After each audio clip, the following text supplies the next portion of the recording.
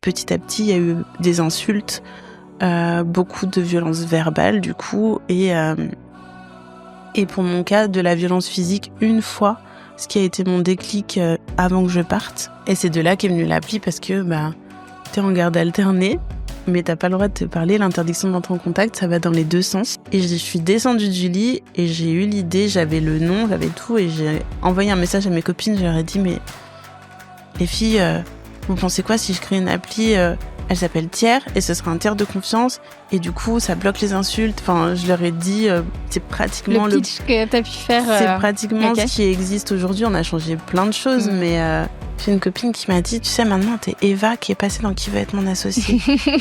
Sur 5 investisseurs, t'en as 4 qui viennent. Est-ce que tu t'attendais à ça, à te dire il y a 4 investisseurs sur 5 qui vont embarquer avec moi à ce moment-là, quoi? Non, pas du tout.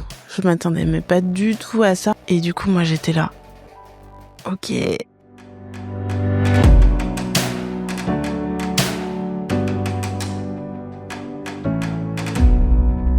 On se retrouve pour un nouvel épisode de podcast et aujourd'hui j'accueille Eva N'Galé dans le podcast Imprévu. Je suis ravie de l'accueillir, vous l'avez probablement vu dans Qui veut être mon associé il y a quelques jours seulement. Elle a ému, je crois, la France entière avec son beau projet. Elle est fondatrice de l'application Tiers qui... Alors, je pense que Eva t'en parlera mieux que moi, qui permet aux femmes, et aux personnes, en fait, même de façon globale, victimes de violences conjugales, d'avoir une application pour communiquer, donc qui remplace WhatsApp, les SMS et autres, et qui filtre notamment les messages pas très sympas. Donc voilà, l'objectif de l'application est vraiment de créer un tiers de confiance. Je pense que le nom vient de là. Salut Eva. Salut. Ravie de t'accueillir sur le podcast. Merci d'avoir accepté mon invitation. Merci à toi, c'est trop bien. C'est mon premier podcast. Podcast vidéo comme ça. Ah ouais, ça va. Bon, ça doit pas être trop impressionnant après de passer dans Qui veut être mon associé. Je pense que ça va. Ouais, c'est l'avantage. Après, tu te dis, bon, c'est bon, j'ai fait ça, je peux faire plein d'autres trucs. Bon, Eva, on t'a vu il y a pas très longtemps dans Qui veut être mon associé. C'était le combien, la diffusion ? C'était le 12 février, donc ça fait presque un mois. Presque un mois déjà. On aura l'occasion de revenir sur toute cette incroyable aventure que tu as vécue. Mais avant ça, est-ce que tu peux te présenter ton entreprise aussi, peut-être mieux que ce que j'ai fait juste avant. Du coup, je m'appelle Eva N'Galé, j'ai 34 ans. Je suis maman d'un petit garçon qui a 9 ans et j'habitais à Lyon avant, mais maintenant je suis revenue à mes premières amours, là où j'ai grandi, en Savoie. Donc j'habite à Chambéry, on a le lac, les montagnes, on est trop bien. Comme environnement. Trop bien.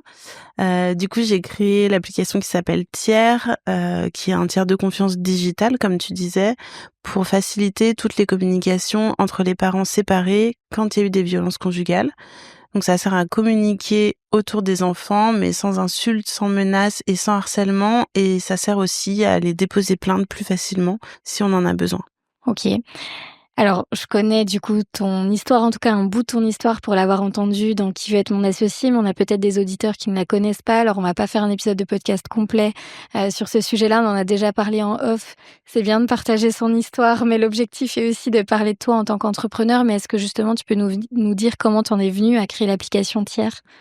Oui. Du coup, le papa de mon fils était violent et je suis restée avec lui pendant 8 ans. Quand je l'ai rencontré, j'étais très jeune, j'avais 19 ans, donc j'avais pas beaucoup d'autres expériences, je savais pas ce que c'était une bonne relation, pas une bonne relation, etc. Et en fait, la violence s'est installée petit à petit, je m'en suis pas rendu compte, personne ne s'en est rendu compte d'ailleurs. Et c'est devenu, il y avait beaucoup de violences psychologiques. En fait, il me rabaissait beaucoup. Il était jamais content de rien, en fait. Il me demandait de faire plein de trucs, mais ça n'allait jamais.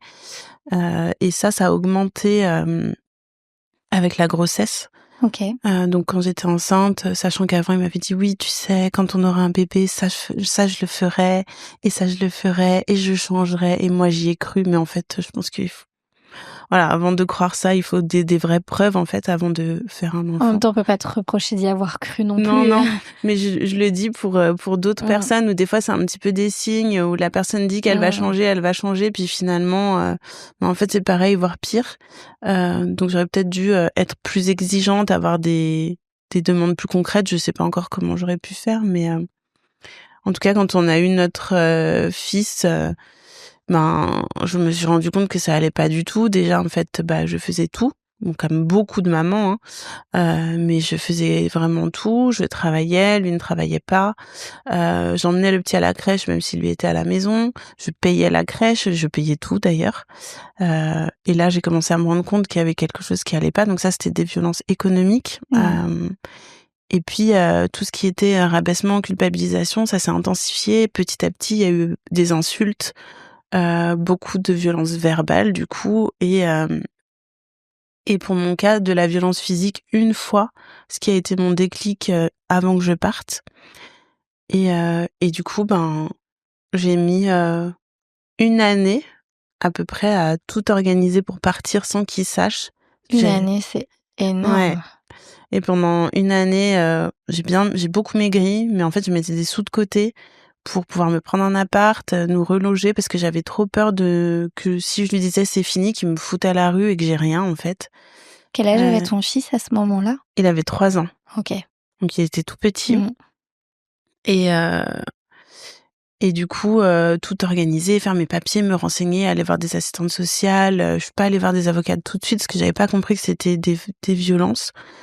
Hem Et après quand je suis partie, je me suis dit: «Ah bah, c'est bon, tout va Ça y est, c'est fait, s'arrêter, tourne la page. on va réussir à s'entendre et cetera», mais pas du tout. Ça a continué en fait et c'est comme ça dans 76 des cas, où la violence, elle continue même après la séparation. Donc c'était, pas la même violence, c'était une autre forme de violence où vraiment notre fils était le cœur du sujet, tout le temps. Oui, et là, dans ce cas-là, en plus, tu peux pas rompre, en tout cas, la relation totale parce que vous avez votre fils et que Non. là, pour le coup, c'est Bah, oui, au début, je me disais: «Bon, bah, je vais le bloquer», mais après je me disais: «Bah, je peux pas le bloquer parce que, on doit communiquer, en fait, on est obligés». Hem, je crois que tu avais dit, que vous étiez en garde alternée, c'est ça? ouais, c'est ça. En fait, Comment on vit le fait d'avoir, cette garde alternée alors que justement tu as fui toi ce foyer, tu pas eu le choix, enfin en fait, c'est un peu compliqué. Ce qui s'est passé, c'est qu'au début, il a fait, moi, j'avais pas le droit de prendre mon fils. C'était, lui qui le gardait parce que de toute façon, j'étais partie, donc j'avais même pas le droit c'est selon lui, d'avoir mon fils avec moi. Heu, J'avais le droit de le voir si j'allais faire la cuisine et le ménage, chez monsieur. Voilà, ça, c'était ses conditions. Jusqu'au jour où je me suis, dit: «Bah, c'est pas normal», mmh, donc j'ai récupéré mon fils à l'école, je l'ai pris chez moi et cetera et là, hem, énormément d'insultes et de menaces qui a valu une première plainte. Et ensuite, ce qu'il y a eu, c'est que, il le laissait, venir chez moi ou moi je pouvais aller le chercher que, quand lui il avait un peu des choses de prévues, quand ça l'arrangeait pas d'avoir le petit dans les pattes et c'est comme ça que j'ai réussi à le prendre petit à petit et du coup, c'était pas une garde alternée, mais à peu près jusqu'au jour où il y a eu vraiment, une grosse agression, la pire agression physique qu'il y a eu, où moi là, j'ai cru que j'allais mourir et mon fils était témoin et c'était vraiment grave. Donc là, la police est venue et ce jour-là, on m'a demandé de choisir, quel mode de garde je voulais et et en fait, moi, j'étais trop perturbée, j'étais pas bien du tout et en fait, il y avait beaucoup de choses où je pensais que si lui, il avait pas un peu de la garde, il serait encore plus énervé. Donc en fait, j'étais pas en posture de choisir à ce moment-là. Ça devait être normalement, il est violent. En fait, on te donne la garde et tu prends le petit le temps que lui il se soigne. Ça aurait dû être ça normalement. Mais du coup, ils nous ont dit garde alternée. Et moi, ça faisait 6 mois que je galérais à avoir un cadre. mmh, Et du coup, quand on m'a donné un tout petit bout de cadre, j'ai dit oui. mmh. Et, j'aurais pas dû, mais ça s'est fait comme ça et c'est pas grave. Il De y a toute façon, d'autres on manque choses de qui se sont recul passées. aussi, Ouais. hein, dans ces situations-là, c'est pas évident donc Et du coup, la garde alternée, quand on vit ça, c'est extrêmement difficile. Hem, Déjà, quand je récupérais mon fils après 1 semaine chez son père, c'était un autre enfant, en fait, parce il se mettait en posture de toujours complaire, à son papa, en fait. Donc il revenait chez moi, il était complètement dévasté, recouvert d'eczéma, voilà, moi je mettais un temps à le requinquer, puis après on mmh. passait un jour cool et puis après un temps à le rassurer parce qu'il devait repartir. Hem, donc ça, c'est difficile Ça et doit être puis, tellement dur à vivre en tant que maman, en tant que femme, mais en tant que ouais, maman aussi. Ouais, et je me préparais aussi psychologiquement à pas lui parler pendant une semaine.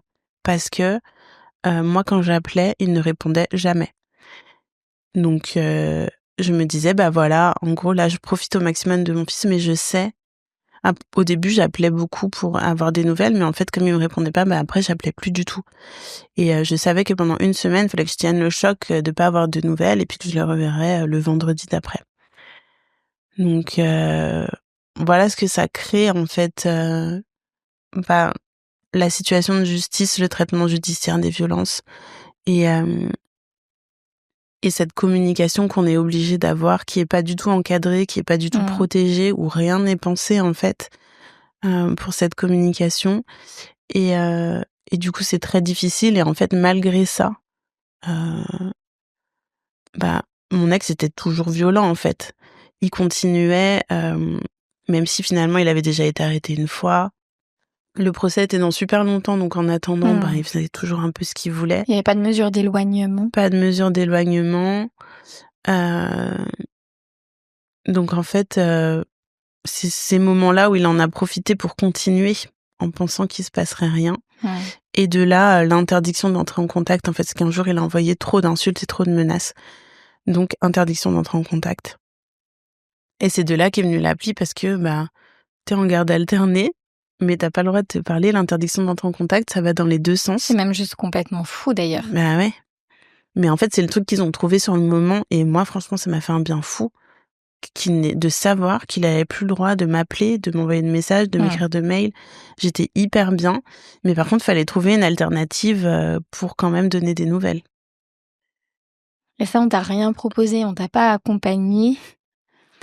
Heu, c'est la contrôleuse judiciaire qui m'a appelée en m'expliquant ce qu'était l'interdiction d'entrer en contact et elle m'a dit: «Bah, voilà, bah, monsieur, il va trouver un tiers de confiance pour communiquer avec vous et vous donner des nouvelles et que vous puissiez donner des nouvelles, il va vous proposer OK, quelqu'un». OK, On a attendu 2 ans, hein, donc pendant 2 ans, en fait, il a jamais OK. proposé quelqu'un. De je pense, de 1 pour m'embêter et de 2 pour, bah, s'il devait trouver quelqu'un pour faire passer les messages, il allait devoir raconter pourquoi. «Ah bah, pourquoi toi tu lui écris pas directement? Mmh. Pourquoi tu dois passer par moi?» Et je pense que c'était très difficile, de se dire: «Va falloir que je dise à quelqu'un que je suis violent» et du coup, bah, ça a jamais été fait. Donc c'est moi qui ai mis en place les choses pour me protéger, ce que font beaucoup de femmes. En fait, la plupart des choses qui nous protègent, c'est tout ce que nous on met en place.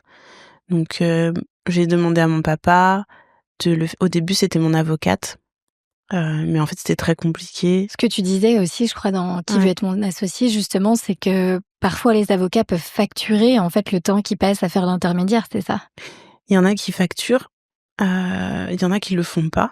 En fait, c'est pas leur métier de base, ça prend extrêmement Mmh. longtemps de le faire et le truc, c'est que en fait, leur boîte mail, elle déborde donc nous, on va leur demander un truc, qui est très urgent pour nous, Mmh. mais en fait, s'il y en a 50 autres qui sont tout aussi urgents derrière, ben, finalement, ça sera pas envoyé à l'instant T. Et puis, les avocats travaillent pas les week-ends. Les avocats prennent aussi des vacances et en fait, les week-ends et les vacances, c'est les moments où il y a le plus d'échanges parce qu'on doit se faire passer les enfants et c'est le moment où il y a le plus de tension. Donc c'est hyper compliqué, enfin moi, ça marchait pas du tout et du coup, bah, je me suis dit: «Il me faut quelqu'un de proche de moi, qui puisse le faire» et ça a été mon papa parce que c'était lui qui était le plus investi depuis le début mais en fait, pour lui, c'était hyper dur aussi de le faire. Il a subi les pots cassés, hein, c'est un peu ce que tu disais aussi. Alors, tu as mentionné quelques insultes, que tu avais pu, recevoir. Alors on va pas en faire la liste là, mais c'est des insultes du type, «Tu qu'une grosse merde» et je crois qu'il utilisait aussi, votre fils, en Mmh, disant que, c'était de ta faute, que tu as essayé de retourner, votre fils contre lui et mmh. tout ça et du coup après, ben, ton père a subi les mêmes, alors pas exactement les mêmes insultes, mais en tout cas le même type d'insultes, Ouais, c'est ça? c'était, moins d'insultes, mais plus, bah, comme c'était lui le tiers de confiance, de beaucoup l'appeler, de lui hurler dessus, quand il Mmh. l'appelle et puis après, moi, mon papa, il venait toujours avec moi, au moment des échanges. Donc mon père a aussi subi des violences, verbales en direct et physiques. Il a aussi été frappé donc finalement, c'est pas possible de Un mettre enfer. quelqu'un, dans la boucle, en plus, c'est hyper dur, non seulement pour la personne qu'on va rajouter, mais en plus pour nous de se dire: «Ah bah, à cause». Donc moi, je sais que c'est pas à cause de moi, que c'est à cause de Ressentir de mon la ex, culpabilité, tu veux mais dire? ouais. Mais du coup, si moi j'avais pas été dans cette situation, bah, cette personne ne le serait pas non plus Mmh. et ouais, c'est compliqué. C'est pour ça que, bah, le but de l'appli, c'est, ce qu'on reproche souvent au numérique de déshumaniser un peu les choses, mais là, on en a besoin. Là, c'est clair. Donc c'est ça de voilà, je mets personne dans la boucle, par contre l'appli va faire pour moi, Mmh. et ça sera 24 heures sur 24, 7 jours sur 7. Dès que j'ai besoin de passer un message ou d'en recevoir un, j'ai l'appli et elle, ça va pas l'affecter de recevoir des insultes. Est-ce que l'idée a germé petit à petit, puisqu'on comprend clairement, hein, le fond de ce beau projet, auquel tu as donné naissance? Est-ce qu'il y a un moment où tu as le déclic, où tu dis: «Mais c'est ça qu'il faut» ou est-ce que c'est venu petit à petit? Est-ce que tu te souviens de ces prémices-là de la création de Tiers? Ouais, je m'en souviens super bien parce que ça est venu mais d'un coup. Après je pense que vraiment c'était une accumulation. Mmh. Comme quand on craque, voilà, et on tient bon, on tient bon, on tient bon, on craque. Mais là, c'était, je me souviens, j'avais un lit en hauteur parce que dans mon appart où j'habitais avec mon fils, il n'y avait pas de deuxième chambre, donc moi j'avais un lit en hauteur. Et je suis descendue du lit et j'ai eu l'idée, j'avais le nom, j'avais tout et j'ai envoyé un message à mes copines. Je leur ai dit, mais les filles, vous pensez quoi si je crée une appli, elle s'appelle Tiers et ce sera un tiers de confiance et du coup ça bloque les insultes. Enfin, je leur ai dit, c'est Le pratiquement pitch que tu as pu c'est faire, pratiquement OK. ce qui existe aujourd'hui. On a changé plein de choses, Mmh. mais ouais, c'était en une fois et ce jour-là et depuis, j'étais persuadée que ça allait marcher. J'en étais sûre, sûre, sûre et Et à ce moment-là, c'est quoi ta situation? Tu es salariée? alors, je suis plus salariée parce que j'ai quitté mon boulot. Donc moi, je me suis formée, je faisais de la communication et quand mon fils est né, j'ai pris un boulot, alimentaire parce que, bosser dans la com et dans l'événementiel, le soir, tu dois faire des heures, tu peux Mmh. pas aller chercher ton fils à la crèche et cetera. Et du coup, je travaillais dans une mutuelle et j'étais en accueil, clientèle. OK. Donc je vendais des mutuelles, je répondais aux questions des gens et cetera et en fait, quand je me suis séparée, bah, je savais qu'ils savaient où je travaillais et j'avais trop peur qu'ils viennent tout le temps, qu'un jour ils débarquent en fait et qu'ils pètent un plomb, Juste que ça continue, quoi. voilà. Et du coup, en fait, à chaque fois que j'allais au boulot, au début, ils savaient pas où j'habitais. Donc j'étais tranquille quand j'étais chez moi, mais quand j'allais au travail, je savais que potentiellement ils pouvaient venir. Donc j'avais trop peur et je m'occupais aussi de l'action sociale et du coup, je faisais des dossiers d'action sociale pour la mutuelle et la plupart des femmes que je recevais étaient victimes de violences. Et du coup, c'était dans le Ça a dû bureau, t'aider par contre à bâtir ce projet aussi, non? non, je sais pas. Je pense que ça m'a plus, enfin, sur le moment, c'était trop dur pour moi. C'était vraiment au début où je réalisais dans quoi j'étais. Mmh. Et du coup, en fait, on me faisait que pleurer toutes les deux dans les bureaux et je refilais le dossier à quelqu'un d'autre parce que j'arrivais pas à le faire. Et du coup, je suis partie de ce travail, mais j'ai fait un abandon de poste que j'arrivais même plus à y mettre un pied. Hem, donc j'ai vécu sur mes économies pendant un moment et après, j'étais j'ai eu une période où je savais pas trop ce que j'allais faire. Mais je pense que c'était nécessaire d'avoir ce truc, où j'étais un peu perdue, je Mmh. savais pas trop. Heu et du coup, un jour, il y a quelqu'un qui m'a donné un flyer dans la rue pour être bénévole dans une asso et c'était un site où il y avait plein d'offres pour devenir bénévole et en fait, il y avait des assos qui cherchaient des personnes pour faire de la com. Donc du coup, je suis allée faire de la com dans plein de petites assos. Je me suis dit: «Ah, je refais exactement ce que j'aime» parce que c'est ce qui me manquait dans mon Mmh. boulot et en plus, je le fais pour, quelque chose qui est vraiment utile, qui va aider d'autres personnes et heu et en plus, ils étaient contents. Donc toute la dévalorisation que j'avais subie pendant toutes ces années, finalement, bah, là, je l'avais pas du tout.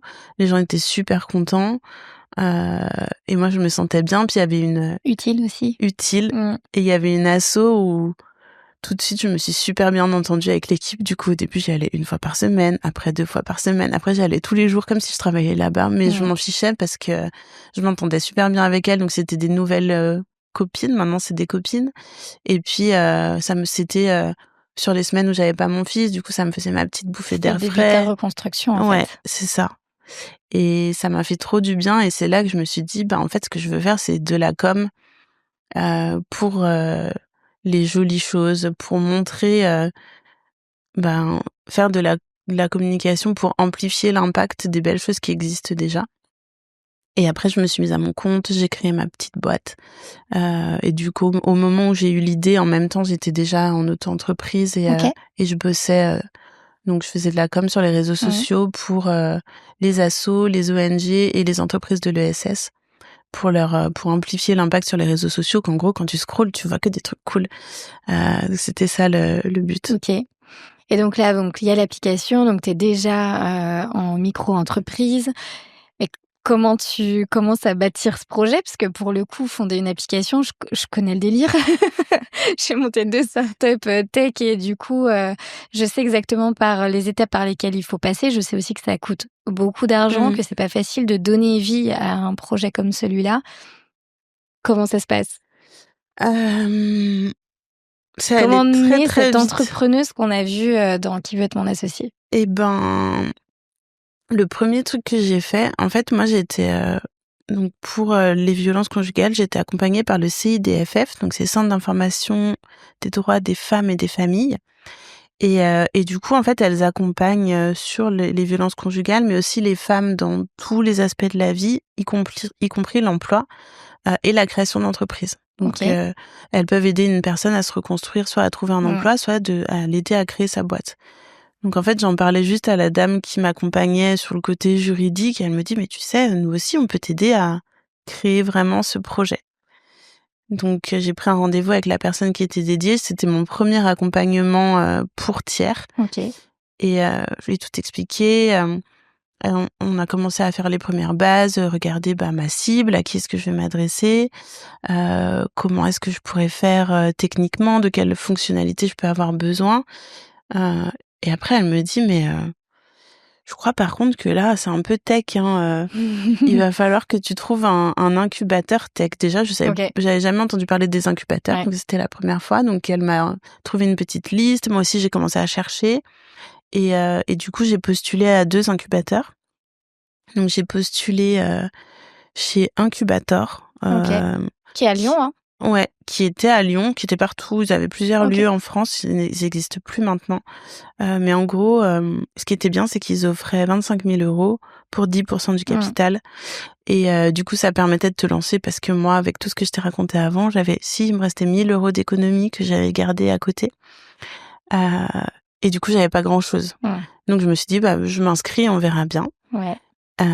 Et j'ai postulé chez les premières, donc là, partout en France. Euh, et puis, j'ai été prise dans les 2 incubateurs. OK. Donc, c'était trop bien. Encore une fois, en Et fait, t'avais le droit de cumuler les 2 ou fallait faire un choix? oui, j'avais le droit. J'ai OK, fait les 2 trop en bien. même temps. C'était intense, Ouais, j'imagine. mais Après, surtout, ça doit être hyper riche aussi justement de pouvoir, croiser les infos, avoir ouais, plusieurs feedbacks, c'était trop bien. Incubateur, c'était vraiment tech, comment je crée un produit tech, comment j'écris mon cahier des charges, comment je recrute mes développeurs, comment je Mmh. leur parle, comment je travaille avec eux au quotidien. Donc ça, c'était vraiment quelque chose qui était important et ça se complétait parce que les premières, c'était la posture, le leadership, la confiance en soi, être une femme entrepreneur. Et ça, c'était des trucs dont j'avais vraiment beaucoup besoin aussi. Et du coup, ça allait bien ensemble. OK. Dans un, j'avais ce que j'avais pas dans l'autre et ça se complétait. C'était juste 2 fois plus de boulot. Mais j'étais à fond et Quand comme on a j'étais... l'envie et Bah ouais. l'énergie, je crois que pour le coup, Comme j'étais sûre que ça allait marcher et qu'une semaine sur 2, j'étais vraiment complètement seule, voilà, je faisais que mmh. avancer sur mon projet. J'avais aussi mes accompagnements communication à côté, mais ouais, c'était le printemps. Moi, au printemps, j'ai toujours plein d'énergie et du coup, Et d'ailleurs, c'était ça bien. revient bientôt. Ouais, On a c'est hâte. ça. Et du coup, entre ce début c'est en quelle année, du coup, ces Ça, c'est en accompagnements? 2022. OK, 2022 et entre le moment, où du coup, tu as l'idée et le moment où tu lances, l'app, il se passe combien de temps? Il se passe donc j'ai incubation, c'était mars 2022 et l'appli est sortie en décembre 2023. Donc presque OK, 2 ans si tu vas d'un OK, bout à l'autre. Parce que j'ai créé l'entreprise en janvier 2023, commencé à bosser avec le premier dev à peu près par là aussi, jusqu'à l'été. Et en fait, entre-temps, on a eu une commande alors que l'appli, elle était pas encore terminée. Parce que moi, j'en parlais à tout le monde. J'étais sortie Et du c'est ce truc, qu'il faut. je parle pas de mon idée, j'ai peur qu'on me la vole. Mmh. Je me suis dit: «Si quelqu'un veut faire comme moi, bah, il y aura pas l'histoire». Donc je pense que Il y aura pas l'histoire et émotionnellement quand bien même ouais. quelqu'un se lance après toi, quand tu vois le temps et l'énergie que Oui, ça j'étais demande, toujours 6 mois d'avance. C'est ce qu'on ouais, m'a c'est dit, au clair. moins 6 mois Mmh. d'avance et heu et du coup, j'avais appelé, une CAF parce que je sais que quand on se sépare et qu'on a des enfants, généralement, on le déclare à la CAF OK. et je me disais: «Mais je suis sûre» du coup, Mais ils les sont en CAF première ligne, en fait. ouais Mmh. et ils ont, le listing de tous les parents séparés. Ils font aussi ce qu'on appelle l'intermédiation des pensions alimentaires. En fait, Ouais. que maintenant, dès qu'il y a un jugement, c'est plus, le parent qui paye la pension qui verse directement sur le compte de l'autre. En fait, c'est la CAF qui s'en occupe. OK. Comme ça il y a pas de lien Mmh. et s'il y en a un mois qui paye pas la pension, bah, la personne qui doit la recevoir, elle reçoit quand même OK. parce que la CAF va verser en attendant, ça C'est va te génial. et OK. c'est trop bien. Bah, ouais. Donc je me disais: «Mais en fait, ma cible, Mmh. elle est forcément dans les CAF». Donc je les avais contactées et elles m'ont dit: «Bah, mais c'est génial, bah, on est trop partants. Nous, on veut bien financer, pour une association», et ça, c'est en Savoie, chez moi où j'habite aujourd'hui. Sauf que là, l'appli, elle était pas finie, en fait. Et en plus, le développeur avec qui je travaillais, je sais pas, j'avais un truc, je me disais: «Il y a un truc, ça va». J'avais l'impression que ça allait pas tenir, je sais pas pourquoi. Que si d'un coup on prenait une énorme ampleur, Mmh. ça tiendrait pas. Heu et du coup, il y avait un autre développeur que j'avais rencontré au tout début en mars 2022 qui avait un collectif, où ils sont plein de développeurs qui travaillent que sur de l'impact OK. et lui, je voulais trop travailler avec lui, mais j'avais pas les sous. Donc je l'avais en tête, mais finalement, je pouvais Mmh. pas bosser avec lui. En fait, à ce moment-là où j'ai eu la commande, je me suis dit: «Bah, je vais le rappeler et je vais voir, Mmh. s'ils peuvent faire quelque chose». Et le jour où j'ai pris ma décision, où j'ai dit: «C'est bon, je vais bosser avec vous», j'avais fait une demande de prêt bancaire et j'ai eu mon prêt, donc ça a permis de OK. tout payer, De tout déclencher. ouais, donc OK. c'était fou. En Donc fait, trop tout va bien. vite tout le temps, mais c'est cool. Donc tes premières commandes arrivent comme ça. Donc, décembre 2023, au final, tu arrives à exécuter aussi cette commande qui t'est demandée. En fait, tout se lance en même temps? C'était censé être septembre. On a sorti en décembre et oui, la commande, je pense que ça a dû être en janvier 2024, OK. qu'on a vraiment commencé OK. et heu et ouais, c'était cool. Après ça s'est enchaîné, bah, là, aujourd'hui, on a une quinzaine de CAF, avec qui on travaille. Donc en général, elles ont puisque du coup l'application, elle fonctionne sous forme d'abonnement. Donc soit la personne s'abonne Mmh. directement, on voulait que ce soit accessible à tout le monde très rapidement. Heu, J'avais fait une enquête où je demandais aux personnes le maximum qu'elles étaient prêtes à payer et le maximum c'était 25 €, la moyenne c'était 12 €. Et moi je voulais faire moins de 10, donc on a fait 9,90. OK. Aussi pour dire que les personnes victimes de violences conjugales ne sont pas toutes pauvres, ce que beaucoup s'imaginent. En fait, il y a toutes les classes Il y a toute la sociales classe et j'ai sociale. parlé avec Mmh. des dames extrêmement bien insérées dans la société qui m'ont raconté des histoires aussi. Et finalement, ça touche tout le monde. Donc voilà, c'était 9,90 €. Nous, ça nous permet de continuer à exister et puis on a l'impression que c'était pas très cher. Et après, pour les personnes pour qui c'est vraiment compliqué quand même, en fait, c'est comme ça qu'on travaille avec les CAF. Généralement, la CAF va subventionner des abonnements pour une association ou pour elle, pour ses travailleurs sociaux, parce qu'ils ont aussi des travailleurs sociaux. Et après, ils vont distribuer gratuitement des accès. Donc, c'est un petit code qu'on rentre dans l'appli comme un code promo, qui permet d'avoir un accès gratuit. OK.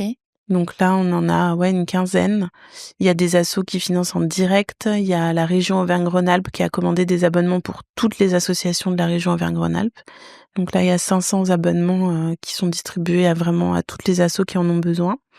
Alors, vu que tu rentres dans ce sujet-là, j'avais vu un article, je crois qu'il date du mois d'octobre 2024, où vous aviez déjà quand même un sacré paquet, d'utilisateurs sur, la plateforme. Est-ce que tu peux nous dire, même avant Qui veut être mon associé, tu vois, si tu te souviens des chiffres, quel est le nombre d'utilisateurs que tu avais, sur la plateforme? Et puis on parlera après de la suite. On avait je crois qu'il y a 1000 personnes en plus qui sont accompagnées. C'est pas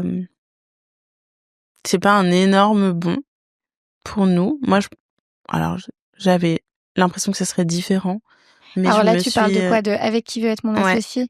Donc juste avant ça, Avant, on en avait 2000 et aujourd'hui, on en a 3200. OK.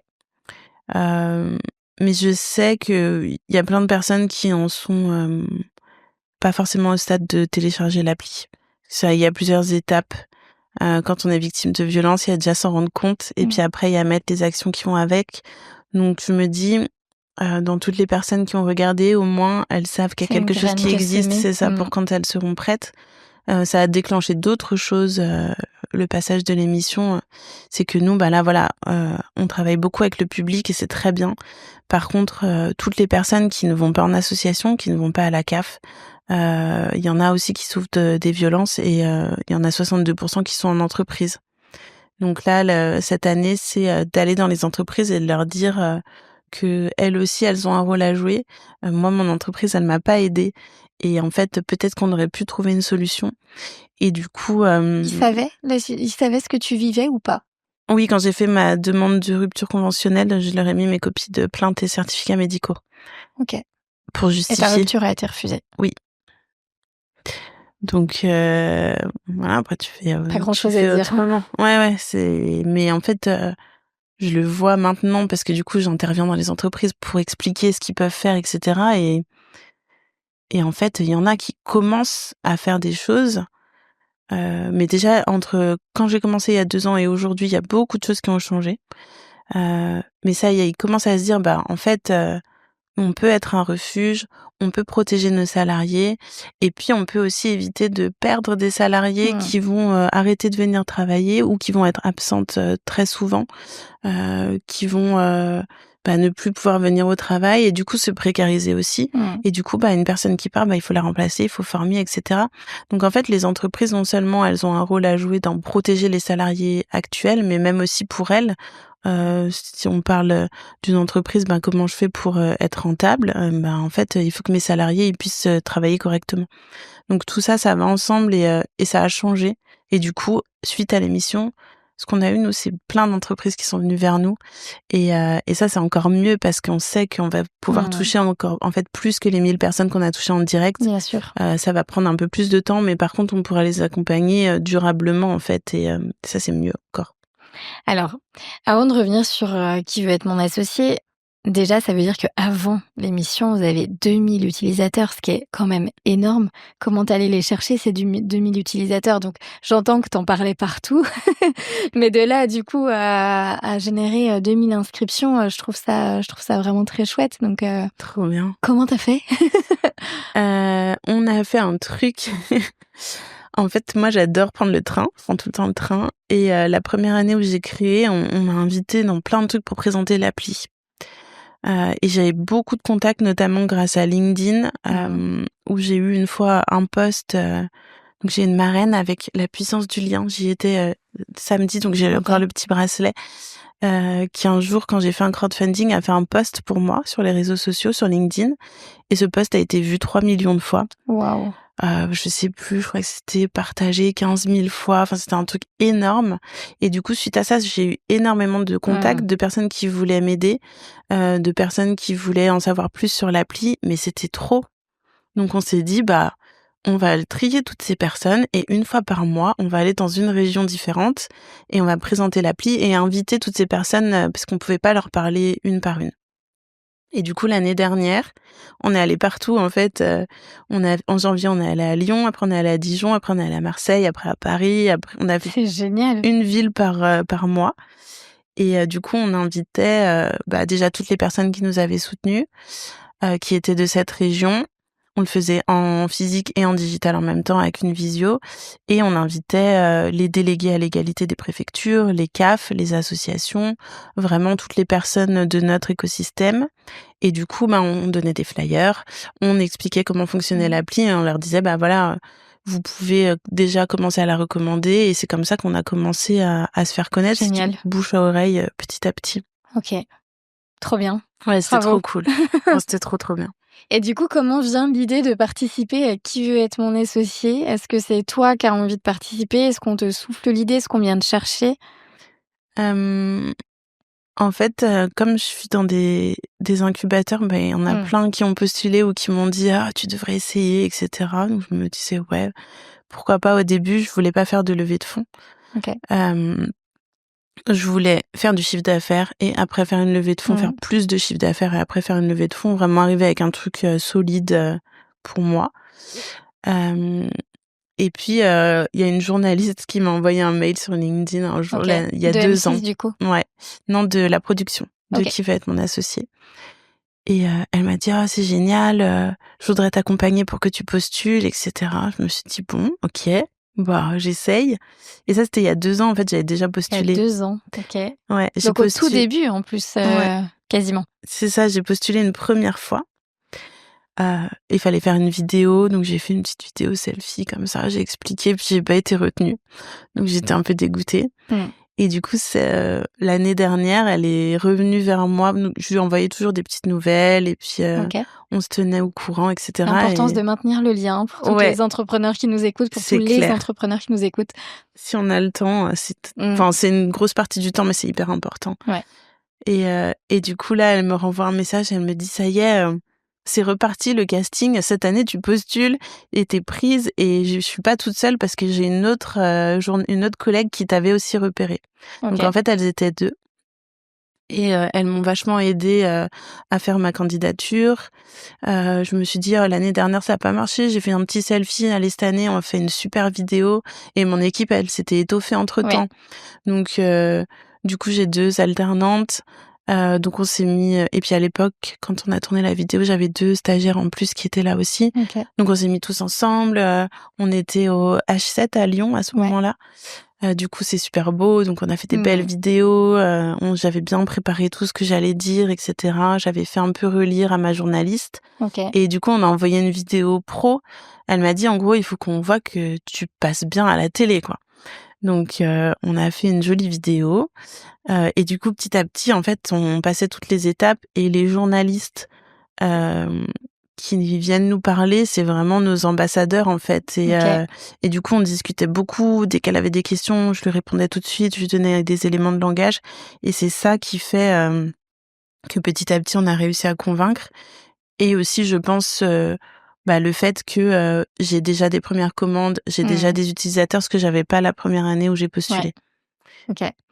Et tu parles de toutes ces étapes. Il y en a combien? Ça dure combien de temps? Est-ce que tu peux nous en dire un peu plus sur les les coulisses? Comment ça se passe en vrai? Je sais pas combien il y a d'étapes, mais il y en a beaucoup, Ouais. beaucoup, beaucoup. En fait, il y a des temps où il se passe rien et des temps où tu dois produire beaucoup de choses, remplir des tableaux, remplir des questionnaires, répondre à plein de questions, envoyer des documents, envoyer des visuels, enfin, je sais pas combien il y a eu d'étapes, 1, 2, 3, il y en a à peu En termes près 3 d'organisation, de grandes. planification, ça doit être costaud quand même, Tu réponds quand ils t'écrivent. C'est Ouais. en gros, tu coupes tout et tu Tu pas le choix, réponds c'est la et ouais, priorité. c'est ça. Donc ça prend beaucoup de temps et d'énergie. Donc moi, quand j'ai envoyé la vidéo, c'était en avril. Hem, j'ai su que j'étais sélectionnée, que j'étais approuvée par la production et par M6 en juin, je pense. OK. Juin 2024, on est d'accord? Oui, juin 2024. Après, j'ai su en juillet 2024 que j'allais tourner OK. et j'ai eu ma date de tournage, je pense en août. Pour septembre, Pour c'est septembre, septembre? ouais. OK. Et du coup, en fait, ce qu'il y a aussi, c'est qu'à chaque étape, tu peux sauter. À aucun moment, tu es sûr que tu vas être diffusé. Ouais. Je l'ai vu ça sur, une personne qui a témoigné, Ouais. sur LinkedIn notamment, qui du coup a tourné et cetera, qui s'était préparée au fait que ce soit diffusé et du coup c'était un produit donc même en termes de Ouais, j'ai volume de vu. commandes et tout ça, Et en fait, tu ça doit tout être chaud quand même. c'est hyper chaud. C'est hyper chaud parce que faut non seulement tu es hyper enthousiaste dans le truc, tu dis: «Ah, c'est trop bien et tout», mais en même temps, il faut que tu restes focus, ce que tu dis: «Si Ouais, jamais je passe ça pas, passe pas. il faut qu'on continue». En gros, limite comme si ça existait pas, mais le truc est tout le temps dans ta tête et Après si tu as un deal, tu es sûre de passer pour le coup, c'est plus non? Même pas? je sais pas. Tu penses qu'il y a des deals qui se font qu'on voit pas? Je sais pas du tout. Je connais personne. Après, je connais pas toutes les personnes qui ont tourné, mais je sais pas. OK. Mais oui, si t'as un deal, parce qu'en fait, même une fois que tu tournes, Donc on a tourné en septembre. Une fois que tu tournes, c'est voilà, il s'est passé ça et tu dis rien à personne jusqu'à ce que tu aies ta date de diffusion. Ah ouais. Tu n'as pas le droit de Ah, parler ça de doit ce qui être dur. c'est horrible. C'est horrible. OK. Et du coup, bah, si par exemple, moi j'avais fait, je sais pas, une interview Donc il et y a que puis toi qui savais que tu ouais, avais convaincu 4 investisseurs, ouais. OK. Et si, je sais pas, je l'avais dit à quelqu'un et cette personne, je sais pas, elle me fait un post comme ça sur les réseaux sociaux, moi je sais pas, c'est pour me faire plaisir, «Oui, Eva, elle m'a dit que ça». Bah, tu passes plus, ils annulent Ah, tout. OK. Donc Ouais, donc faut même vraiment pas non, faut rien dire et c'était bizarre parce que juste avant le passage, avant le 12, du coup, j'avais une personne, donc la prod envoie un communiqué de presse aux journalistes et après tu as une personne qui t'accompagne pour tes interviews. C'était trop bien. OK. Et c'était trop gentil en plus. Et du coup, il me disait, alors cette interview, tu parles pas du résultat. Celle-ci, elle est sous embargo, elle sortira le lendemain. Donc tu peux Waouh! en parler. Celle-ci, tu peux pas. Et du coup, Truc de fou, tu vis dans des mondes ouais, parallèles presque. quand j'en parlais les premières fois, j'étais: «Tu sûr? Là, je peux en parler? Ouais, c'est bon? OK». Bah, ça fait trop bizarre de le dire parce Bah, que c'est tu un truc que m'étonnes. tu caches depuis, des mois, quoi. Donc ouais. Incroyable. Et du coup, alors ceux qui ont pas vu le passage d'Eva, je vous recommande vraiment d'aller le voir. C'était hyper émouvant. Il y a eu des larmes de Kelly, tu as eu des messages, bah, de tous les investisseurs qui étaient juste mais incroyables. Comment tu as vécu ce moment? Comment j'ai vécu? Déjà, j'étais terrorisée, moi, j'avais Ouais, trop peur. j'imagine. Bah, c'est impressionnant. C'est hyper impressionnant. Ce que vous voyez pas, c'est que donc moi, quand je suis passée, je crois que c'était 9h, qu'on arrive à 7h30 le matin. Parce qu'en fait, avant, tu as plein d'autres trucs à faire, tu dois te préparer, tu dois répéter et cetera et d'un coup, donc moi, j'avais amené, mon chéri, mon fils et mon dev. Je suis allée avec mes 3 garçons et je me disais: «Ah bah, il y a un moment où je vais avoir un temps, je vais pouvoir me poser avec eux», mais non, pas du tout. Un moment, ils viennent me voir, ils me disent: «Oui, Eva» et je me suis dit: «Ah, ils vont me dire: "Tu peux aller t'asseoir, bah, c'est bon, tu vas passer, tu peux aller dans la pièce où tu attends"». Waouh. Et en fait, il y a une pièce, une petite pièce, Bah, celle qu'on voit du vous coup? nous voyez dans cette pièce Ouais. et en fait, c'est un peu on te «Allez hop, c'est parti» Et ça dure combien de temps ton et attente? ben, je leur ai demandé, j'aurais dit: «Mais je vais attendre combien de temps?» «Oh bah, je sais pas, 10 minutes, un quart d'heure». C'est hyper long Ouais, c'est clair. et j'étais là: «OK» et en fait, bon, je me suis dit: «Bon, bah, je vais attendre 10 minutes, un quart d'heure», donc je sais que mon pitch, il dure 1 minute, donc je vais le répéter tout le temps, pendant l'attente et en fait, au bout de 3 minutes, tu as une lumière au-dessus de la porte et quand la lumière s'allume, tu dois rentrer et moi, j'ai pas attendu un quart d'heure, je crois que j'ai dû réciter mon pitch 2-3 fois et après je suis OK. rentrée, Bon, quoi. presque tant mieux.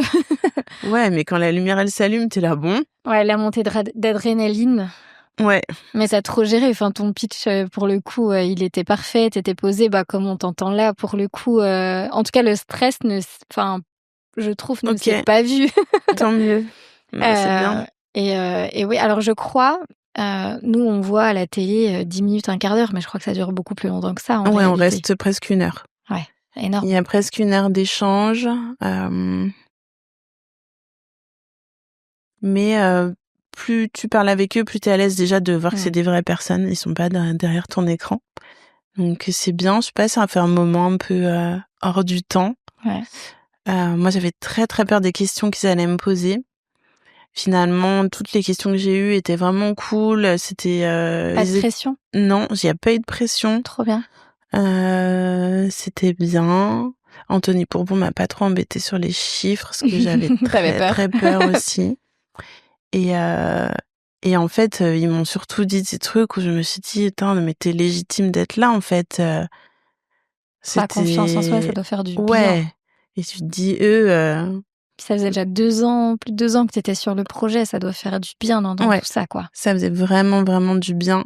Sur le coup, du coup, j'ai tout pris et puis il y a une petite salle où tes proches, ils peuvent regarder en même temps et heu et du coup, quand je suis sortie, ça fait du bien. Mais après, quand tu sors, tu dois redire quelque chose devant la caméra D'accord, et ouais. du coup, tout de suite, tu décompresses pas, directement. Mmh. Mais Et c'est, parce qu'ils veulent capter dans le moment, dans ouais, l'émotion, dans le ouais, ouais. Donc c'était, ouais, le moment où j'ai compris En fait, le lendemain, j'avais mon tournage et le lendemain, il y avait le concours qui s'appelle Be a Boss pour les femmes entrepreneurs et du coup, j'étais en finale juste le lendemain. Donc en fait, j'ai pas eu trop de... Quelle vie! J'ai pas eu de pause. Je me suis dit, que j'avais déjà raté l'année dernière. Je me suis dit, cette année, je le gagne. En plus, ça, c'est bon, je viens d'avoir C'est ton année, hein. Ouais. Ouais. Et du coup, j'étais pas... Je me suis pas posée parce que je savais qu'après, il fallait que j'apprenne mon autre pitch parce que c'était un autre pitch pour le lendemain matin. Et j'ai gagné le concours. Alors que moi, j'avais l'impression d'être à la ramasse parce que j'étais hyper fatiguée et tout. Mais quand tu parles avec le cœur, je pense que... Ouais. Et en fait, c'est le surlendemain, donc après, où j'étais dans le train, j'avais mon trophée de Be a Boss. Non, j'étais dans le métro pour aller à la gare. Et en fait, je fais que pleurer et tout le train pendant les 2 heures, mais je pense que c'était la relâche où là, je me suis dit, c'était la première fois où je me suis rendu compte que je le sais au fond de moi, mais j'ai du mal à me rendre compte de ce que je fais, de l'impact en fait que ça a. Même si j'ai beaucoup de personnes qui me le disent, je me suis dit ce que tu fais, ça compte et il y a des gens qui le reconnaissent et tout. Et là, j'étais c'est trop chaud. Ouais, c'était trop bien. Et pour finir, clôturer, on va dire, sur le sujet qui veut être mon associé, sur 5 investisseurs, t'en as 4 qui viennent. T'as Marc Simoncini qui démarre, du coup, qui te fait une proposition. Kelly, du coup, qui a la direction maintenant des premières, qui peut pas vraiment, mais qui te propose quand même d'intervenir avec quelques petites manips, on va dire. Anthony Bourbon aussi et Jean-Michel. Oui. Toutes ces personnes, pour le coup, est-ce que tu t'attendais à ça, à te dire il y a 4 investisseurs sur 5 qui vont embarquer avec moi à ce moment-là, quoi? Non, pas du tout. Je m'attendais mais pas du tout à ça. En fait, Jean Caram, quand il le dit, ils l'ont montré à peu près dans l'ordre où ça s'est passé dans la vraie vie. Et du coup, moi, j'étais là. Ok. Et en fait, on n'a pas vu aussi, mais à un moment, on peut faire passer un petit coup de fil. Donc, j'ai appelé, j'ai un de mes mentors qui m'aide depuis le tout début, beaucoup sur le financier. Et je l'appelle, je lui dis ça, il me dit, mais c'est trop bien. Pourquoi t'hésites? Tu te dis oui et tout. Enfin, c'était trop cool. Ouais, c'était ouf. Et non, je m'attendais pas du tout à ça. C'est trop bien. Et qu'est-ce qui s'est passé après? Après, on est dans la phase papier, donc c'est compliqué. Je crois qu'il y a pas mal de vérifications qui sont faites. Il y a plein de choses à faire. Tu dois envoyer tes comptes, tous tes dossiers, etc. Ça prend du temps. Et à la fois, c'est normal, comme toute levée de fonds, en fait. Il faut que tu vérifies la justesse des informations que tu donnes. C'est ça, mais surtout qu'au début, moi, j'étais même pas partie pour la levée. Je me disais, même s'ils me disent non, c'est pas grave parce que je voulais aller pour la visibilité et pour porter le message. Donc, c'est vrai que je m'attendais même pas à peut-être devoir à faire toute la procédure de la levée qui me faisait peur. Et ouais, c'est intense et il faut s'accrocher. J'ai pris une avocate qui m'accompagne, etc. Mais ouais, je pense que même sur ça, c'est un truc où j'aurais peut-être dû plus me préparer aussi avant, parce que je savais pour les prochaines. Ouais, si je fais un second tour, je ne fais plus pour l'instant. Mais là, c'est encore tout frais. Ouais, mais c'est vraiment intense. Dans 2-3 ans, ce sera différent. C'est ça. Je voyais tous les entrepreneurs qui me disaient on est en levée, c'est dur et tout. Moi, j'ai pas eu à faire tout le roadshow. Juste l'émission une fois et je vois à quel point c'est compliqué. Donc j'imagine toutes celles et ceux qui font vraiment le roadshow, pitcher, ouais, c'est intense. Et toute cette partie-là, elle doit être clôturée pour la diffusion, j'imagine, non? Non, pas forcément. C'est selon comment on avance. Après, la difficulté, c'est que donc c'est très bien d'avoir 4 investisseurs, mais du coup, c'est 4 personnes avec des agendas de ministres. Donc c'est ça qui qui fait que ça prend un petit peu plus de temps. Et là, c'est clôturé le deal ou pas encore? Non, pas encore. On n'a pas fini. Ok. En fait, comme Marc Simoncini est un peu dans une période compliquée, du coup, ça prend plus de temps, mais ça se fera. Moi, pour l'instant, justement, c'est notre année, donc on a du chiffre d'affaires en 2 mois. Là, on a fait plus de chiffre d'affaires que toute l'année dernière.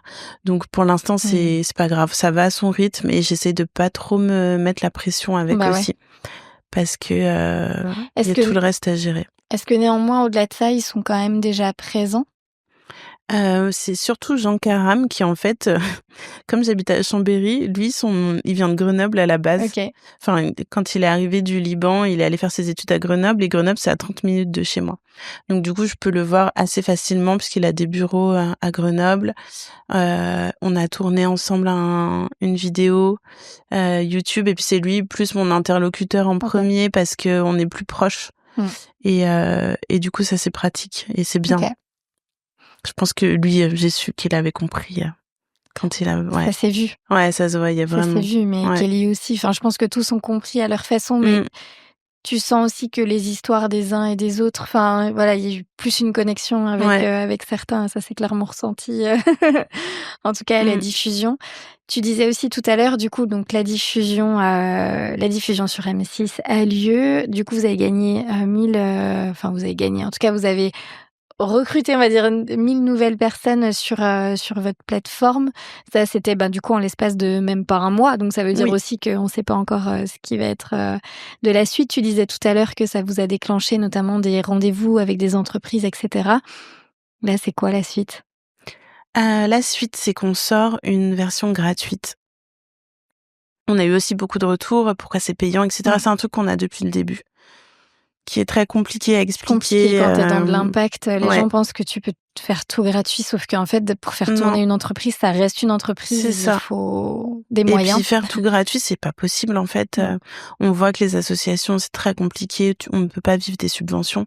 Donc là, on sort une version gratuite. Donc on a fait un crowdfunding pour financer la version gratuite. Si les personnes qui veulent écouter veulent mettre même 1 €, on envoie des fleurs à toutes les personnes qui contribuent. Donc, ce serait cool. Et le but T'es encore en campagne, là ? Oui, jusqu'au 27 mars. Ok, donc ce sera encore le bon moment. Tu m'enverras le lien et puis on le mettra du coup dans la bio du podcast et sur YouTube. Trop bien. Et du coup, la version gratuite, elle va permettre à toutes les personnes qui pensent aux freins financiers de pouvoir utiliser l'appli. Donc, on pourra envoyer un petit peu moins de messages. Ce sera pas des messages illimités, mais je me dis, ça peut toujours dépanner pour des personnes. Par exemple, moi, mon ex, c'est 1 fois par mois, et puis voilà, c'est pas, j'ai pas besoin de beaucoup de messages. Donc, on sort ça normalement début avril, si tout va bien, mais ils sont prêts normalement. Et le but, c'est de continuer tout ce qu'on a construit avec les CAF, avec les associations, avec les collectivités. Donc ça, maintenant, on sait comment on fait. Voilà, on continue. Et comme je te disais tout à l'heure, d'aller vers les entreprises, de leur expliquer en quoi c'est important, autant pour leurs salariés que pour elles, de protéger les personnes victimes de violences. Et puis, on a eu aussi plein de leads Suisse, Belgique, Luxembourg que j'ai depuis le début, mais on en a eu encore plus. Donc on s'est dit, va falloir commencer à va falloir y aller. Et en fait, on a plein de choses à faire et rajouter de nouvelles fonctionnalités. Vous allez sur pas vous l'appli. ennuyer. Non. Non. Mon dev, des fois, il a un peu peur, mais il est aussi motivé que moi, donc on y arrive, on se met juste des étapes. Il y a une équipe qui va se construire, après il sera plus tout seul et ça va être une chouette aventure collective qui continue à se construire. Est-ce que tu dirais qu'il y a un avant, un après qui veut être mon associé ? Ça nous a... Je sais pas comment expliquer. J'ai une copine qui m'a dit, tu sais, maintenant, t'es Eva qui est passée dans Qui veut être mon associé. Et du coup, en termes de crédibilité et de... Enfin, c'est ça que je sens. Et moi, je le sens aussi chez moi. Et j'ai vraiment l'impression que c'est un peu ce que je disais quand on discutait tout à l'heure. Voilà, il y a eu 2 ans où j'ai beaucoup parlé de mon histoire, voilà, il y a eu beaucoup de storytelling et je continuerai parce que je sais que c'est important. Mais maintenant, mon histoire, c'est aussi l'histoire de l'entreprise.